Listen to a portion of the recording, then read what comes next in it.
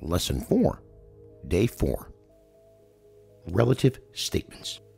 Certain statements are lashon hara when said regarding one person, yet are perfectly acceptable when said regarding someone else.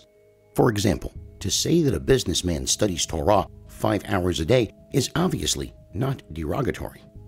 However, to say this of a kollel member who is assumed to be spending his entire day engrossed in Torah study would be derogatory. Similarly, it would be forbidden to relate the amount of tzedakah given by an individual if that amount is considered respectable only for a man of lesser means. There may be factors which would prohibit relating such information even when it is clearly complimentary. For example, people who give charity generously often do not want that fact to become public knowledge. The imperative study of halacha, knowledge of the Aggadic teachings regarding lashon hara, must be complemented by study of the laws of proper speech.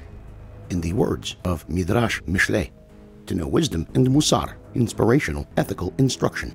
If one has wisdom, i.e. knowledge of halacha, then he can study musar. But if he lacks wisdom, then he cannot study musar. The intent of the Midrash is clear. If a person is not knowledgeable in the laws of a given topic, then no amount of musar will help him.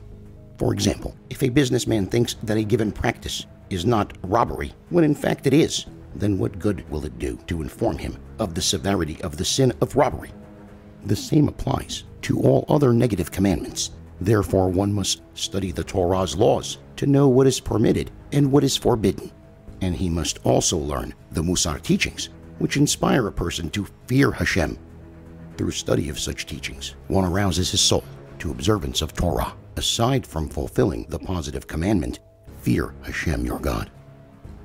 Of what benefit will all the musar in the world be if one convinces himself that a given forbidden statement is not in the category of lashon hara, or if he tells himself that the laws of lashon hara do not apply when speaking of a certain individual, when in fact they do?